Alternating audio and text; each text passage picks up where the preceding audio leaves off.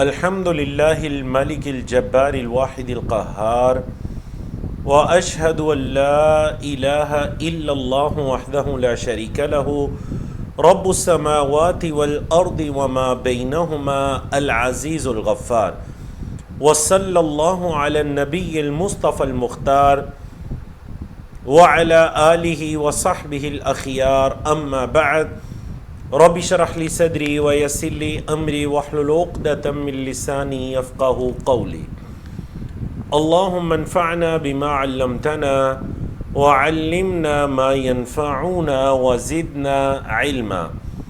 اللہ رب العزت کی توفیق سے نبی کریم صلی اللہ علیہ وسلم کی احادیث پر مشتمل جس کتاب عمدۃ الاحکام کو ہم نے پڑھنے کا ارادہ کیا تھا، اس کی کتاب الایمان والنذور کے اندر آج ہم باب القضاء کو شروع کرنے جا رہے ہیں۔ تو امام صاحب نے کتاب الایمان کے اندر ہی اس چیپٹر کو رکھا باب القضاء، اور بعض اس کتاب کے نسخوں کے اندر اس کو کتاب القضاء بھی کہا گیا، مطلب یہ الگ سے ایک بک ہے جس کا ٹاپک ہے جی قضاء کا چیپٹر، یعنی کہ آپ علیہ الصلوۃ والسلام کے جو فیصلے تھے، اللہ کے رسول صلی اللہ علیہ وسلم کے فیصلے۔ قضاء کا لفظ عربی زبان کے اندر کوئی کام مکمل کرنے کے معنی میں بھی استعمال ہوتا ہے، جس طرح کہ اللہ رب العزت کا فرمان ہے فَإِذَا قَضَيْتُمُ الصَّلَاةَ، جب تم نماز کو پورا کر لو۔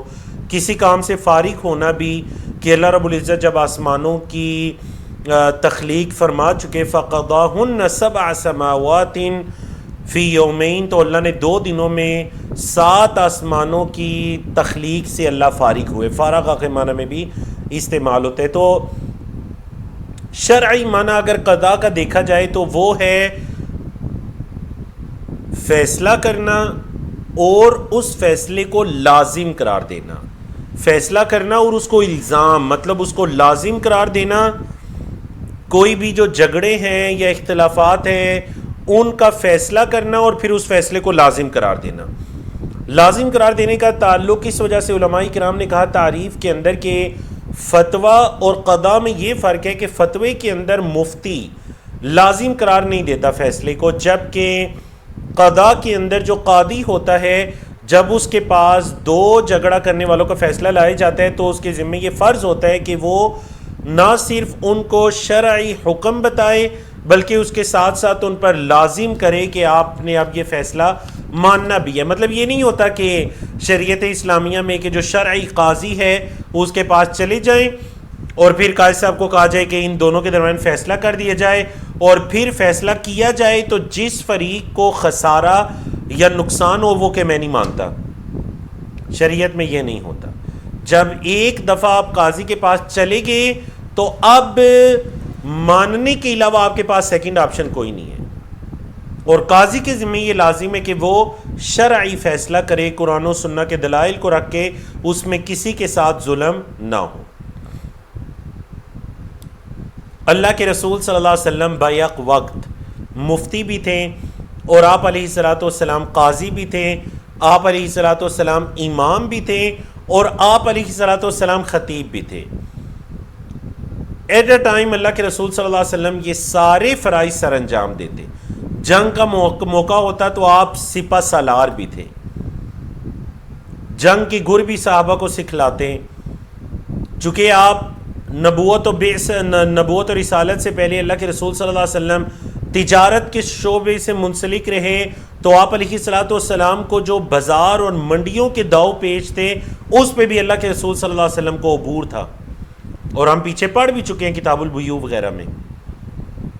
تو اسی طرح اللہ کے رسول صلی اللہ علیہ وسلم کو فیصلے کرنے کا بھی اللہ رب العزت نے خاص ملکہ عطا کیا تھا کہ آپ علیہ الصلوۃ والسلام کے پاس مختلف افراد اپنے فیصلے لے کر تشریف لایا کرتے ہیں۔ یہاں پر جو حدیث لے کر آئے ہیں امام صاحب حضرت عائشہ رضی اللہ تعالی عنہ کی روایت،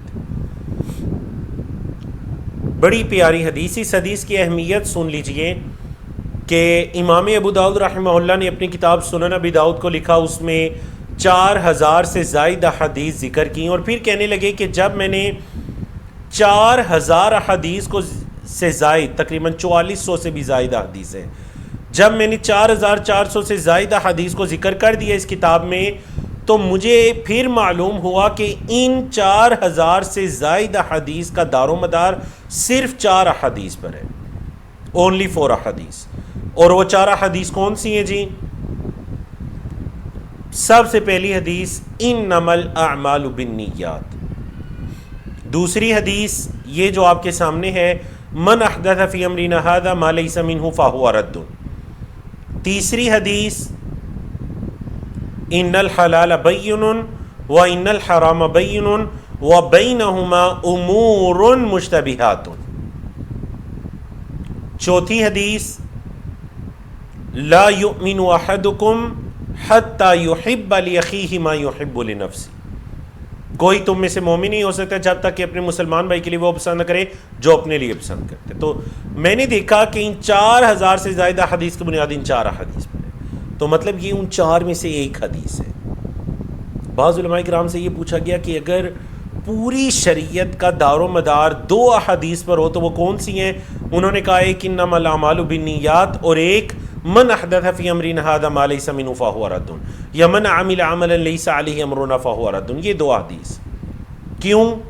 وجہ کیا ہے؟ وجہ دیکھیے، انما الاعمال بالنیات کا تعلق ہے اخلاص کے ساتھ، یعنی جو عمل کرنا ہے وہ اخلاص کے ساتھ اللہ کے لیے کرنا ہے، اخلاص کے ساتھ کرنا ہے، اس کو خالص کرنا ہے اللہ کے لیے.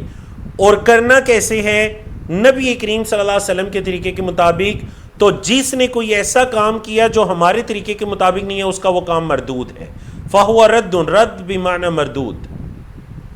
تو یہ اس حدیث کی اہمیت ہے، اتنی اہم ترین حدیث ہے یہ، یعنی جس پر علماء کرام نے شریعت اور دین کی عمارت کو کھڑا کیا کہ تمام حدیث کی بنیاد ان چند حدیث پر ہے، ان میں سے کی ہے.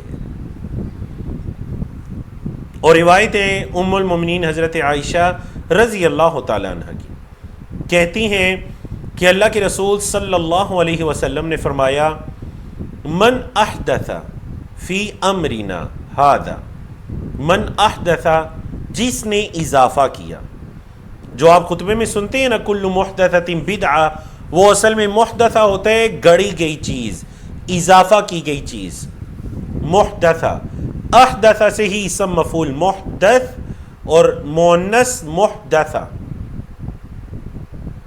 اسی سے فعل ماضی ہے کہ من احدث جس نے اضافہ کیا، کوئی نئی چیز تراش لی، فی امرنا ہمارے اس معاملے میں، ھذا اس، فی امرنا ھذا ہمارے اس معاملے میں، ما لیس منہ جو کہ اس میں سے نہیں ہے، منہ میں ہو تو میر ہے امر کی طرف، یعنی جو اس معاملے میں سے نہیں ہے، فہو رد تو اس کا وہ کام مردود ہے.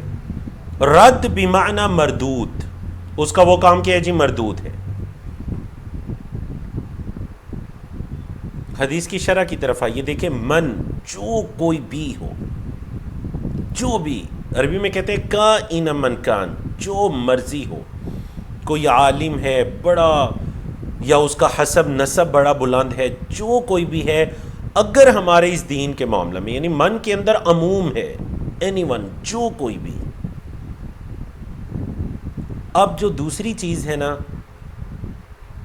احدثہ، تو خطبے میں آپ صلی اللہ علیہ وسلم کیا فرماتے ہیں؟ کل محدثۃ بدعہ، ہر نئی چیز گھڑی گئی دین کے اندر اضافہ بدعت ہے. وکل بدعت ضلالہ، اور ہر بدعت گمراہی ہے. وکل ضلالۃ فی النار، اور ہر گمراہی آگ میں لے جانے والی ہے.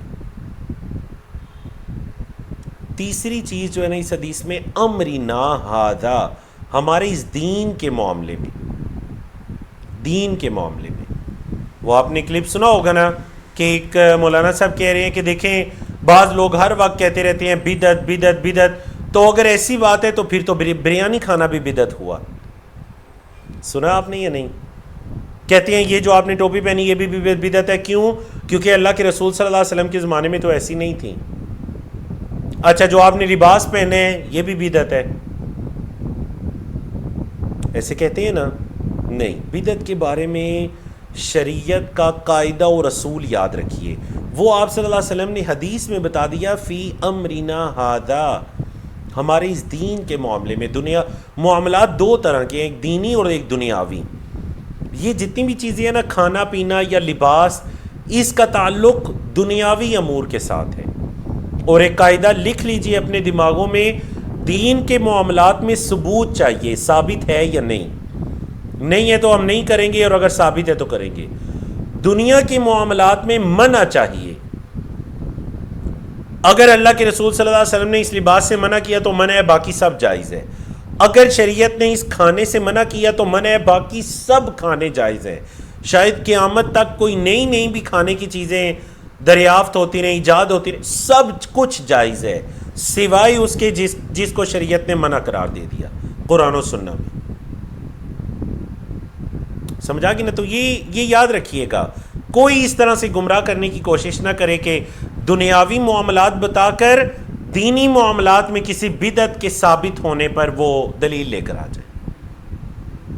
ایک مولانا صاحب سے ایک دفعہ میری بات ہوگی، مجھے یاد ہے سعودی عرب کے اندر، تو وہ اسی چیز پر بزید تھے کہ یہ بدعات نہیں ہے، چاہے وہ آپ کی عید میلاد النبی ہے یا دیگر کوئی بھی مرنے کے بعد مختلف طرح کی رسم و رواج کی جاتی ہے، یہ سب بدعات نہیں ہیں، یہ تو اچھی چیزیں ہیں.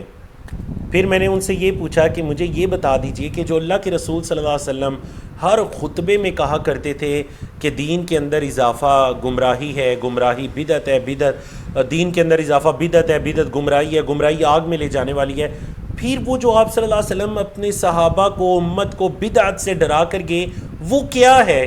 کوئی ایک چیز بتا دیجئے کہ یہ کام بدعت ہے، کوئی ایک چیز امت کے اندر جو ہو.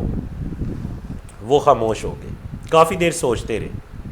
وجہ یہ تھی کہ اب اگر وہ کسی بھی عمل کو بدعت کہتے ہیں نا تو وہ بالاولا ان کے اندر پایا جا رہا تھا، تو کس طرح کسی چیز کو بدعت کہہ سکتے تھے؟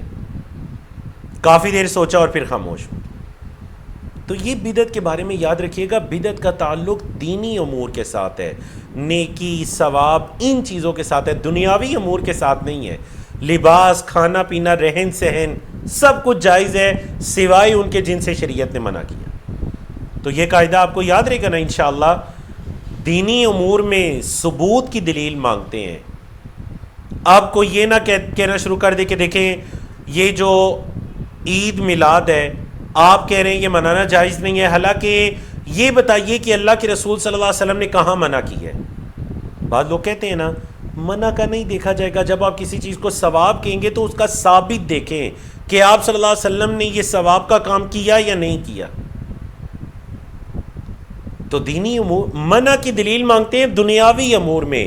اگر کوئی آ کر مجھے کہتا ہے یہ لباس پہننا جائز نہیں ہے تو میں اسے کہوں گا میرے بھائی آپ صلی اللہ علیہ وسلم نے یا شریعت میں کہاں پر منع کی دلیل ہے؟ یاد رہے گا نا انشاءاللہ. تو اس فرق کو سمجھیے، یہ فرق انشاءاللہ ہمیں بالکل صراط مستقیم پر رکھے گا.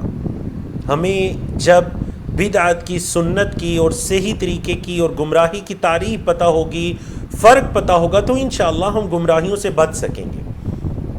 وہ جس طرح حضرت حذیفہ آئے نا، کہتے ہیں اللہ کے رسول صلی اللہ علیہ وسلم ہر کوئی آپ سے آ کر فضیلتوں کے بارے میں پوچھتے ہے، اور اللہ کے رسول صلی اللہ علیہ وسلم سے صحابہ آ کے پوچھتے ہیں افضل اعمال بتائیے، ثواب والے اعمال بتائیے، سب سے خیر والے اعمال. کہتے ہیں میں ہمیشہ اللہ کے رسول صلی اللہ علیہ وسلم سے یہ پوچھتا کہ مجھے شر بتائیے. کیوں؟ مخافۃ ان یدرکنی، اس ڈر سے کہ کہیں شر میرے تک نہ پہنچ جائے.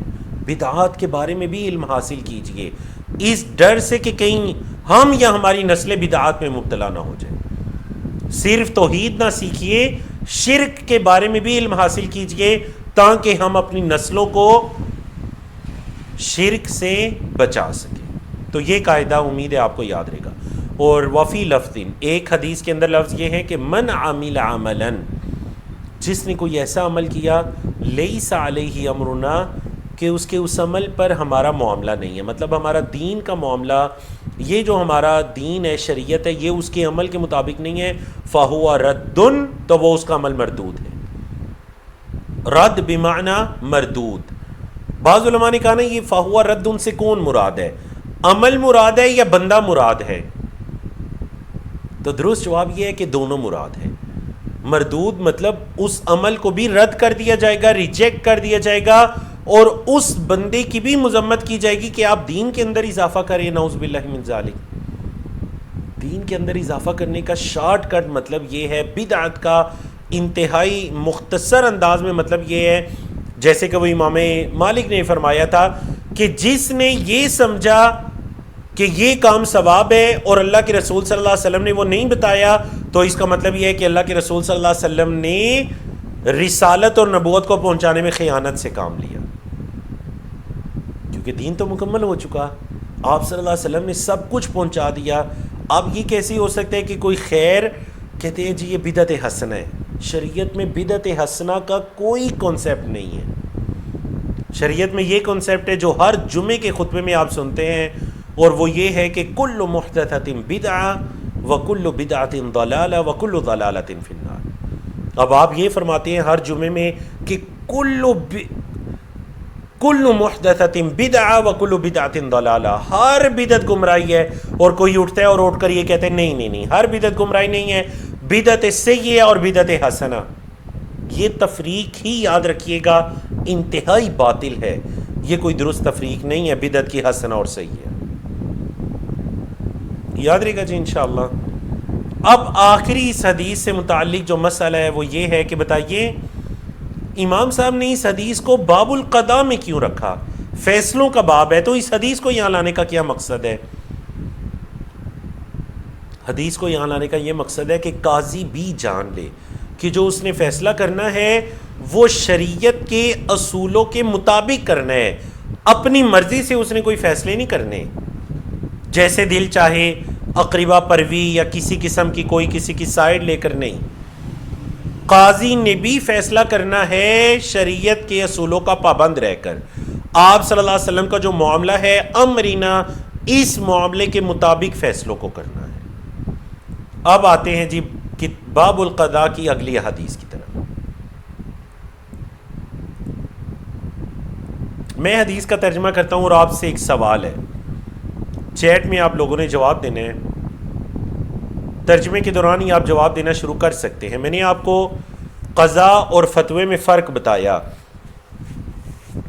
یہاں پر اللہ کے رسول صلی اللہ علیہ وسلم کے پاس ایک فیصلہ آیا حضرت ابو سفیان رضی اللہ تعالیٰ عنہ کی زوجہ محترمہ حضرت ہند بنت عتبہ کی طرف سے۔ آپ نے یہ بتانا ہے کہ یہ عورت نبی کریم صلی اللہ علیہ وسلم سے فتویٰ لینے آئی تھی یا فیصلہ کروانے آئی تھی۔ آپ نے یہ لکھنا ہے کہ یہ فتویٰ ہے یا فیصلہ ہے۔ آپ صلی اللہ علیہ وسلم نے ان کو فتویٰ دیا یا ان کے درمیان فیصلہ کیا؟ چلیں جی حدیث کا ترجمہ سن لیجئے۔ حضرت عائشہ رضی اللہ تعالیٰ عنہ کی روایت ہے، قالت کہتے ہیں دخلت ہند بنت عتبہ، ہند بنت عتبہ داخل ہوئیں، امرأۃ ابی سفیان، جو کہ حضرت ابو سفیان رضی اللہ تعالیٰ عنہ کی زوجہ تھی۔ کہاں آئیں؟ علی رسول اللہ صلی اللہ علیہ وسلم، اللہ کے رسول صلی اللہ علیہ وسلم کے پاس آئیں۔ فقالت، کہنے لگیں یا رسول اللہ، اے اللہ کے رسول صلی اللہ علیہ وسلم، ان ابا سفیان رجل شحیح، یہ جو ابو سفیان ہے نا، حضرت امیر معاویہ کے والد ابو سفیان، جنہوں نے فتح مکہ کے موقع پر اسلام قبول کیا، یہ جو ابو سفیان ہے یہ بہت بخیل انسان ہے، کنجوس انسان ہے۔ رجل شحیح، شحیح کہتے ہیں نا بخل کے ساتھ مال کی ہرس بھی شامل ہو جائے، یہ بہت بخیل انسان ہے۔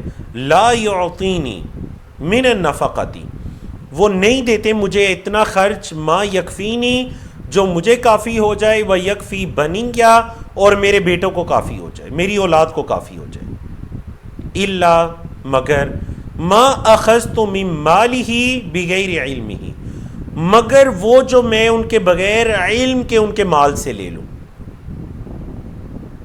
ان کا دیا ہوا خرچ مجھے کافی نہیں ہوتا تو پھر میں ان کو بتائے بغیر ان کے مال میں سے کچھ لے لیتی ہوں جو مجھے اور میری اولاد کو کافی ہو جائے۔ فہل علی فی ذلک من جناح، تو کیا اس پر مجھ پر کچھ حرج ہے؟ کیا مجھ پر کچھ حرج ہے؟ فقال رسول اللہ صلی اللہ علیہ وسلم، تو اللہ کے رسول صلی اللہ علیہ وسلم نے فرمایا، خذی من مالہ، پکڑ لو، لے لو اس کے مال میں سے، بالمعروف، اچھے طریقے سے، ما یکفی کی، جو آپ کو کافی ہو جائے، وہ یکفی بنی کی، اور آپ کے بیٹوں کو کافی ہو جائے۔ ابو سفیان کے مال میں سے اتنا لے لو جو آپ کو اور آپ کی اولاد کو کافی ہو جائے، اتنا تم لے سکتی ہو۔ حدیث سمجھ آ گئی جی؟ اب تھوڑی سی ماشاءاللہ کوئی 6-7 لوگوں نے چیٹ میں حصہ لیا، کچھ نے فتویٰ لکھا، کچھ نے قضا لکھا۔ تھوڑا سا تفصیل کے اندر جاتے ہیں اور دیکھتے ہیں کہ درست جواب کس کا ہے۔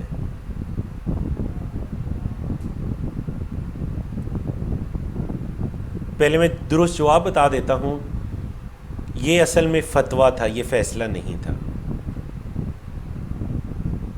ماشاءاللہ ماشاءاللہ سسٹر عریفہ بارک اللہ فیک، آپ نے وجہ بھی بتا دی اور بالکل درست وجہ بتائی ماشاءاللہ۔ یہ کیا تھا جی؟ یہ فتویٰ تھا، یہ فیصلہ نہیں تھا۔ جن کے جوابات درست ہیں سسٹر رضوانہ ہیں، سسٹر عمارہ ہیں، سسٹر عریفہ ہیں، بارک اللہ فیک ماشاءاللہ۔ تینوں سسٹرز کے جوابات بالکل درست ہیں۔ کچھ کا فیصلے والا جواب بھی آیا جو درست نہیں ہے۔ یہ فیصلہ نہیں ہے، کیونکہ آپ آسان سی بات یہ ہے کہ فیصلہ میں تو یہ ممکن ہے کہ مدعا علیہ، جس پر دعویٰ کیا جا رہا ہے، اس کو سنے بغیر فیصلہ کر دیا جائے۔ کیا یہ ممکن ہے؟ نہیں۔ اگر یہ فیصلہ ہوتا تو پھر نبی کریم صلی اللہ علیہ وسلم حضرت ابو سفیان کو بھی بلاتے، پھر پوچھتے آپ کتنا دیتے ہیں، اور پھر یہ فیصلہ ان کے خلاف فرما دیتے کہ آپ کم دیتے ہیں، آپ کو اتنا دینا چاہیے۔ یہ فیصلہ نہیں تھا، یہ فتویٰ تھا۔ یہ فتویٰ تھا جو آپ صلی اللہ علیہ وسلم نے ایک طرف کی بات سنی اور سننے کے بعد ان کی زوجہ کو یہ اجازت دے دی کہ آپ ان کے مال میں سے اتنا کچھ لے سکتی ہیں جو آپ کو اور آپ کی اولاد کو کافی ہو جائے۔ پہلا مسئلہ اس حدیث سے یہ پتہ چل گیا۔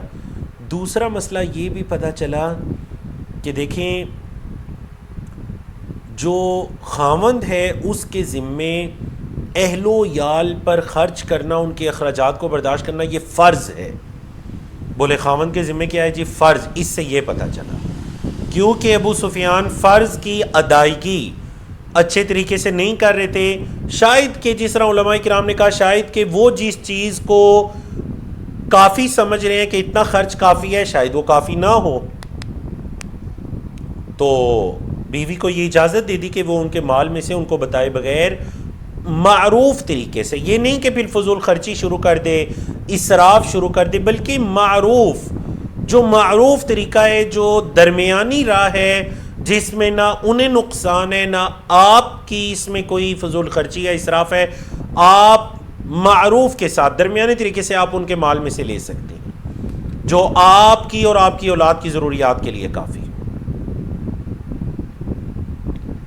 تیسرا اہم ترین مسئلہ اس حدیث سے وہ یہ بتائیے کہ چلیے آپ صلی اللہ علیہ وسلم نے یہ زوجہ کو تو اجازت دے دی، شریعت کے اندر ایک مسئلہ ہے جس کو کہتے ہیں مسئلۃ الظفر۔ ظفر کہتے ہیں نا کسی چیز پر غلبہ پا لینا، کامیاب ہو جانا۔ مسئلہ یہ پیش آیا کہ ایک شخص ہے، اس نے میرا کچھ مال لوٹانا ہے، نہیں دے رہا، دے ہی نہیں رہا، بالکل اس نے میرا مال لوٹانا ہے، بالکل لوٹا نہیں رہا، اور میں مجبور ہوں، میں اسے بار بار کہتا ہوں دے دو دے دو، وہ نہیں دے رہا، یا وہ میرا مال ہڑپ کر گیا۔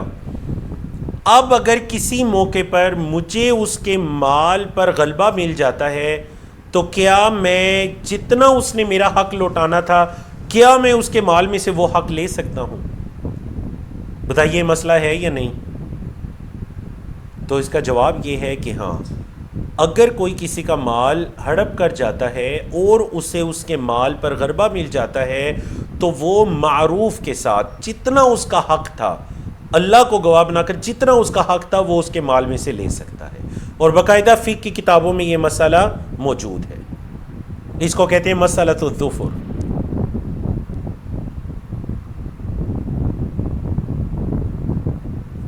یہ مسائل ہمیں اس حدیث سے پتہ چلتے ہیں، اور دوسرا یہ بھی پتہ چلتا ہے، آپ دیکھیے صحابہ کرام کی احتیاط دیکھیے، کتنی وہ اللہ سے ڈرنے والے تھے کہ اگر ایک زوجہ اپنے خاوند کا مال بھی استعمال کرنا چاہ رہی ہے تو اللہ کے رسول صلی اللہ علیہ وسلم سے مسئلہ پوچھ رہی ہے، فتویٰ لے رہی ہے۔ یہ صحابہ کرام کا ایمان تھا، بولے یہ صحابہ کرام کا ایمان تھا۔ کہ وہ نبی کریم صلی اللہ علیہ وسلم سے اس طرح سے پوچھ کر کرتے تھے. تو اس طرح سے اگر کوئی ایسا معاملہ ہے جو ہم پر مخفی ہو گیا, ہمیں نہیں پتہ چلا, تو فاسألوا اہل الذکر ان کنتم لا تعلمون, اگر تم علم نہیں رکھتے تو پھر اہل ذکر سے تم پوچھ لیا کرو, ان سے سوال کر لیا کرو. جس طرح کہ حضرت ہند بنت عتبہ رضی اللہ تعالیٰ عنہ نے نبی کریم صلی اللہ علیہ وسلم سے پوچھا اور سوال کیا. اور آخری مسئلہ اس سے یہ کہ نعوذ باللہ من ذالک, جو لوگ حضرت ہند کے بارے میں, حضرت ابو سفیان کے بارے میں انہیں بہت برا بھلا کہتے ہیں اور حتیٰ کہ انہیں سب و شتم کرتے ہیں, ایسی بھی کوئی بات نہیں ہے. حضرت ہند کے بارے میں اور حضرت ابو سفیان کی یہ احادیث جو ہے نا صحیح بخاری مسلم کے اندر موجود ہیں. یہ صحابہ کرام تھے, فتح مکہ کے موقع پر انہوں نے اسلام قبول کیا, انہی کے بیٹے ہیں. مطلب حضرت ہند کے بارے میں جو آیا تاریخ کی کتابوں کے اندر کہ یہ بڑی ماشاءاللہ بہادر اور دماغ رکھنے والی خاتون تھیں. دیکھیں جو خاتون حضرت امیر معاویہ رضی اللہ تعالیٰ عنہ جیسے عرب کے بہادر, شجاع اور ایک مدبر اور ایک مفکر انسان کو جنم دے رہی ہے, وہ ماں کوئی عام ماں تو نہیں ہوگی. اللہ اکبر.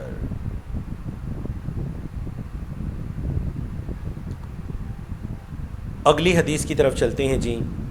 حدیث نمبر 365 ہے. حضرت ام سلمہ رضی اللہ تعالیٰ عنہ کی روایت ہے. پہلی دو روایات ماشاءاللہ حضرت عائشہ کی اور یہ روایت حضرت ام سلمہ کی. چونکہ فیصلے لے کر لوگ اکثر گھروں میں آیا کرتے, تو دیکھیں نا گھر کی ہی جو خواتین ہیں اللہ رب العزت نے انہیں دین کی دعوت و تبلیغ کا باعث بنا دیا. حضرت ام سلمہ کی روایت ہے کہ ان رسول اللہ صلی اللہ علیہ وسلم سمع جلبۃ خصم بباب حجرتہ, آپ علیہ الصلوۃ والسلام نے کچھ جھگڑا کرنے والوں کی آواز کو سنا اپنے دروازے, اپنے حجرے کے دروازے پر. جلبہ کہتے ہیں جب بہت سارے لوگ بول رہے ہوں, سمجھ کسی کی بات نہ آ رہی ہو, تو اس سچویشن, اس حالت کو کہتے ہیں جلبہ. تو لڑائی جھگڑے کی ایسی آواز کو سنا اپنے حجرہ مبارک کے دروازے پر. فخرج الیہم, تو اللہ کے رسول صلی اللہ علیہ وسلم نکلے.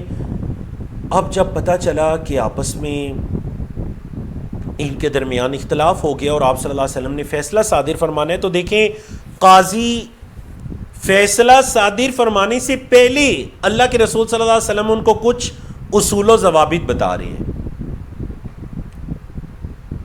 تو اس میں کوئی حرج والی بات نہیں ہے کہ اگر آج بھی قاضی فریقین کو سامنے کھڑا کر کے انہیں اللہ کا ڈر دلائے, خوف دلائے, تو انشاءاللہ شاید کہ اسے فیصلہ کرنے کی نوبت ہی نہ آئے, جو غلطی پر ہو وہ خود ہی پیچھے ہو جائے. اور کئی مواقع پر آپ صلی اللہ علیہ وسلم نے ایسے کیا. لعان کا معاملہ پیچھے پڑ چکے ہیں, لعان پر بھی آپ صلی اللہ علیہ وسلم نے انہیں اللہ کا خوف دلایا تھا, اور یہاں بھی. تو یہ بہت ضروری ہوتا ہے. اگر آپ کو بھی اللہ موقع دیتا ہے, کوئی اختلاف آپ کے پاس آ جاتا ہے, تو پہلے انہیں جس چیز کے بارے میں اختلاف ہو رہا ہے, تاکہ میاں بیوی کے درمیان اختلاف ہو گیا, آپ کے پاس فیصلہ پہنچا یا پتہ چلا, یا انہوں نے آپ کو ثالث بنا لیا, تو کم از کم سنت پر عمل کرتے ہوئے ان اللہ کا خوف لازمی دلائیے. انہیں بتائیے کہ دیکھیں آپ کی ان حرکتوں سے, یا آپ دونوں میں سے ایک کی یا دونوں کی غلطی سے خوشی کس کو ہو رہی ہے, وہ ابلیس اور اس کے حواریوں کو ہو رہی ہے. وہ خوش ہو رہے ہیں کہ میاں بیوی میں جدائی ڈال رہی ہے. دیگر اس طرح کی چیزیں, وہ معاملہ جس چیز سے متعلق ہے آپ نے اس کے بارے میں ان کو تذکیر کرنی ہے. اب نبی کریم صلی اللہ علیہ وسلم کی تذکیر سنیے, نصیحت سنیے. آپ صلی اللہ علیہ وسلم نے پہلے ان سے یہ نہیں پوچھا کہ ہوا کیا, آپ نے فرمایا الا انما انا بشر, خبردار جان لو کہ میں انسان ہوں, میں بشر ہوں. وانما یاتینی الخصم, اور یہ کہ میرے پاس کوئی جھگڑا آتا ہے, فلعل بعضکم ان یکون ابلغ من بعض, تو شاید کہ تمہارے بعض سے زیادہ فصیح و بلیغ ہوں. فاحسبوا انہ صادق, تو میں یہ سمجھوں کہ یہ سچا ہے. جو زیادہ بلیغ ہوگا میں یہ سمجھوں کہ یہ سچا ہے. فاقضی لہ, تو میں اس کے لیے فیصلہ کر دوں. میں یہ سمجھوں کہ یہ کیا ہے جی, سچا ہے, تو میں فیصلہ کر دوں اس کے لیے. فمن قضیت لہ بحق مسلمین, تو یاد رکھنا جس کے لیے میں نے فیصلہ کیا نا, اس کے مسلمان کے حق میں سے, مطلب وہ حق اس کا تھا نہیں, تھا اس کے مسلمان بھائی کا, لیکن میں نے اس کے لیے فیصلہ کر دیا اس کے زیادہ بلیغ ہونے کی وجہ سے, چرب زبان ہونے کی وجہ سے فَإِنَّمَا هِيَ قِطْعَةٌ مِّن نَارٍ، تو یاد رکھنا یہ آگ کا ایک ٹکڑا ہے. فَلْيَحْمِلْهَا أَوْ يَذَرْهَا، چاہیے تو اس کو لے لے، چاہیے تو اس کو چھوڑ دے. اللہ اکبر. اس سے یہ پتہ چلا نا کہ بعض لوگ چاہے غلطی پر ہوں، باطل پر ہوں، جب ان کی تیزی کی وجہ سے یا دلیل کی تیزی کی وجہ سے یا جو وہ جس طرح اپنا مقدمہ پیش کرتے ہیں اس کی وجہ سے اگر وہ مقدمہ جیت جاتے ہیں نا تو وہ یہ سمجھنا شروع ہو جاتے ہیں کہ اب یہ مال ہمارے لیے حلال ہو گیا کیونکہ ہم مقدمہ جیت چکے ہیں. جج نے فیصلہ کر دیا، نہیں، جج کے فیصلے سے صرف یہ ہوگا کہ وہ جھگڑا ختم ہو جائے گا، لیکن قیامت کا معاملہ اپنی جگہ پر برقرار ہے. مطلب یہ نہیں کہ جج کے فیصلے سے وہ حرام مال بھی اس کے لیے جائز ہو جائے گا جس کا وہ اصل میں ہے نہیں، یا جس کے حق میں فیصلہ ہو گیا حالانکہ اصل میں تھا نہیں. سمجھا کہ نا آپ کو؟ وہ آگ ہی رہے گا. چاہیے تو وہ لے لے، چاہیے تو چھوڑ دے اپنے اس بھائی کے لیے. لے لے گا تو یہ آگ کا ٹکڑا ہے، چھوڑ دے گا تو جس کا حق ہے وہ اس تک پہنچ جائے گا. دوسرا مسئلہ اہم ترین وہ یہ ہے کہ دیکھیے قاضی نے فیصلہ کرنا ہے جو چیز ظاہر ہے اس کی بنیاد پر. آپ کو پتہ ہے نا وہ لیان کے اندر بھی ہم نے پڑھا تھا کہ جب میاں بیوی کا معاملہ پہنچا، خاوند کہہ رہے کہ میں نے اپنی عورت کو دیکھا کسی کے ساتھ، عورت مان نہیں رہی. اب جب وہ بچہ پیدا ہوا تھا، آپ کو پتہ ہے وہ حدیث کے اندر جو تفصیل ہے، جب وہ بچہ پیدا ہوا تو خاوند سچا تھا، بیوی جھوٹی تھی. آپ صلی اللہ علیہ وسلم نے فرمایا اگر اللہ کی کتاب نہ ہوتی نا تو میرا اور اس عورت کا کوئی معاملہ ہوتا، لیکن آپ نے اس عورت کو کچھ نہیں کہا. مطلب یہ ہو سکتا تھا کہ وہ جب بچہ پیدا ہوا تو بچے کی جتنی ساری مشابہت تھی وہ اس شخص پر تھی جس شخص کے ساتھ خاوند نے الزام لگایا تھا. آپ صلی اللہ علیہ وسلم کو بتلایا گیا کہ بچہ تو بالکل اس شخص کی طرح ہے جس کے ساتھ الزام لگا، عورت کے خاوند کی طرح تو نہیں ہے. تو آپ صلی اللہ علیہ وسلم نے یہ نہیں کہ اس عورت پر حد قائم کر دی، بس فرمایا اگر اللہ کی کتاب نہ ہوتی، کیونکہ کتاب یہی ہے کہ فیصلہ ہو چکا. تو اب دیکھیں قاضی کا یہ کام نہیں ہے کہ وہ ٹو میں لگا رہے اور بدگمانی اور ہر حد تک جانا. قاضی دونوں جو فیصلہ کرنے والے ہیں ان کو سامنے رکھے گا، ان کو سامنے رکھ کر ان کے مقدمے کو سنے گا اور سن کر گواہان ہے یا دلائل ہیں ان کو دے کر وہ فیصلہ کر دے گا. سمجھا کہ نا آپ کو اس مسئلے کی؟ تو اس لیے آپ صلی اللہ علیہ وسلم نے یہ فرمایا کہ شاید کہ تمہارے بعض سے زیادہ فصیح و بلیغ ہوں، ابلغ من بعض، تو میں یہ گمان کر لوں کہ وہ سچا ہے، حالانکہ وہ بلیغ تھا، وہ سچا نہیں تھا. اس نے اپنے مقدمے کو بڑے اچھے الفاظ میں پیش کیا ہے حالانکہ وہ سچا نہیں تھا. سمجھا کیجیے آپ کو بات. حدیث نمبر 366 کی طرف چلتے ہیں. آج ہم باب القضاء کو انشاءاللہ مکمل کریں گے کیونکہ بڑا اہم ترین باب ہے، اور پھر اس کے بعد انشاءاللہ آپ کو پتہ ہے ہماری جو کتاب شروع ہو رہی ہے وہ ہے کتاب الاطعمہ، کھانے کا بیان، کھانے پینے کا. اطعمہ اور پھر اشربہ، کھانے پینوں کے اندر کیونکہ احکام و مسائل کی کتاب ہے نا تو کھانے پینے کے احکام و مسائل بھی انشاءاللہ ہم پڑھیں گے. اللہ اکبر. باپ کو اپنے بیٹوں کی کتنی فکر ہونی چاہیے اور شریعت پر کاربند رہنے کی کتنی فکر ہونی چاہیے یہ حدیث ہمیں بتائے گی. حضرت ابو بکرہ نبی کریم صلی اللہ علیہ وسلم کے صحابی ہیں، احادیث کو روایت کرنے والے ہیں. یہ ان کے بیٹے ہیں عبد الرحمن بن ابی بکرہ. ان کی روایت ہے قال کہتے ہیں کتب ابی، میرے باپ نے لکھا، وکتبت لہ، یا میں نے باپ کے لیے لکھا. مطلب وہ املا کروا رہے تھے اور میں لکھ رہا تھا. کس کی طرف لکھا؟ الی ابنہ عبید اللہ ابن ابی بکرہ تھا، یا بعض روایت میں عبداللہ بن ابی بکرہ ہے کہ میرے والد گرامی ابو بکرہ نے اپنے بیٹے عبداللہ یعنی میرے بھائی عبداللہ کی طرف لکھا یا مجھ سے لکھوا کر بھیجا. اب میرے بھائی جو عبید اللہ یا عبداللہ ہیں وہو قاضٍ بسجستان، سجستان نامی جگہ پر وہ قاضی تھے. کیا لکھا؟ بیٹے کو یہ نصیحت کر رہے ہیں کہ آپ قاضی تو بن چکے ہیں لیکن دیکھیں اللہ تحکم بین اثنین وانت غضبان، دو لوگوں کے درمیان فیصلہ نہ کرنا اور تم غصے کی حالت میں ہو۔ کیوں یہ نصیحت کی؟ کہتے ہیں فإنی سمعت رسول اللہ صلی اللہ علیہ وسلم یقول، کیونکہ میں نے اللہ کے رسول صلی اللہ علیہ وسلم کو سنا فرما رہے تھے لا یحکم احد بین اثنین وہو غضبان، کہ تم میں سے کوئی ایک بھی دو لوگوں کے درمیان فیصلہ نہ کرے اس حال میں کہ وہ غصے میں ہو۔ غصے میں وہ دو لوگوں کے درمیان فیصلہ نہ کرے۔ لا یحکم احد بین اثنین وہو غضبان۔ وفی روایت، اور ایک حدیث کے الفاظ یہ ہیں لا یقضین حکم بین اثنین وہو غضبان، کہ کوئی فیصلہ کرنے والا ہرگز فیصلہ نہ کرے دو لوگوں کے درمیان اس حال میں کہ وہ غصے میں ہو۔ غصے کی حالت میں وہ کبھی بھی دو لوگوں کے درمیان فیصلہ نہ کرے۔ لا یقضین، ہرگز فیصلہ نہ کرے دو کے درمیان۔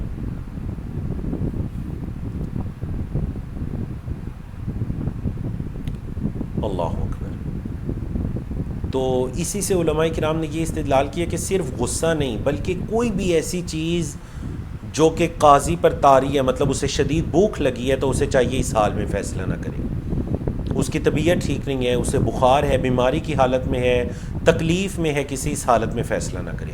اسے شدید نیند آئی ہے، اس حالت میں فیصلہ نہ کرے۔ اسے کوئی شدید حاجت ہے، پریشانی ہے جس نے اس کے دماغ کو جکڑا ہوا ہے، اس حالت میں فیصلہ نہ کرے۔ غصے میں ہے، فیصلہ نہ کرے، پہلے بالکل نارمل ہو جائے، اس کے بعد وہ فیصلہ کرنے والوں کے درمیان فیصلہ کرے۔ تو دیکھا آپ نے حضرت ابو بکرہ ایسے ہوتے ہیں صحابہ، بیٹا قاضی بنا تو قاضی بیٹے کو وصیت کر رہے ہیں کہ دیکھیں میں نے اللہ کے رسول صلی اللہ علیہ وسلم کو اس طرح سے سنا تھا کہ آپ کبھی یہ کام نہ کرنا، کیونکہ اگر ایسا کرو گے تو حدیث کی بھی مخالفت ہو جائے گی۔ حتیٰ کہ اگر تمہیں ان جھگڑا کرنے والوں میں سے بھی کسی کی بات پر غصہ آ گیا ہے تو پھر بھی اس حالت میں تم نے فیصلہ نہیں کرنا، فیصلے کو مؤخر کر دینا ہے یہاں تک کہ تمہارا غصہ دور ہوتا رہے۔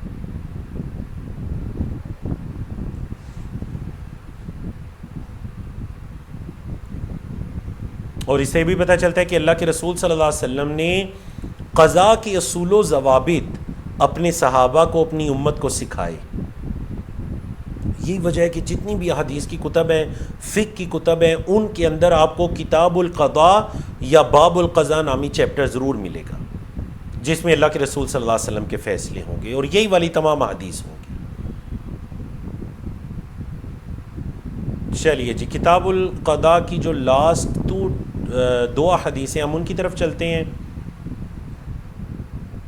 یہ روایت حضرت ابوبکر کی، اللہ اکبر، دیکھیں نا، حدیث نمبر 366، بیٹا ہے عبد الرحمن، وہ اپنے والد ابو بکرہ سے روایت کر رہے ہیں، اور حدیث 367 باپ خود روایت کر رہے ہیں ابو بکرہ رضی اللہ تعالیٰ عنہ۔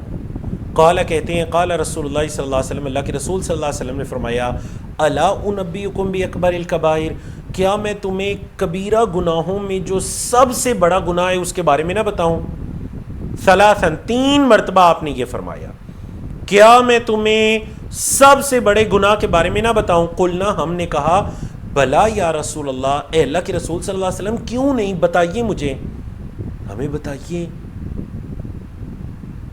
اللہ اکبر، ساتھ ساتھ شرح بھی کرتے جاتے ہیں۔ تو یہ اللہ کے رسول صلی اللہ علیہ وسلم کا انداز تعلیم تھا کہ آپ سوال بھی کیا کرتے تھے، کیا میں تمہیں نہ بتاؤں؟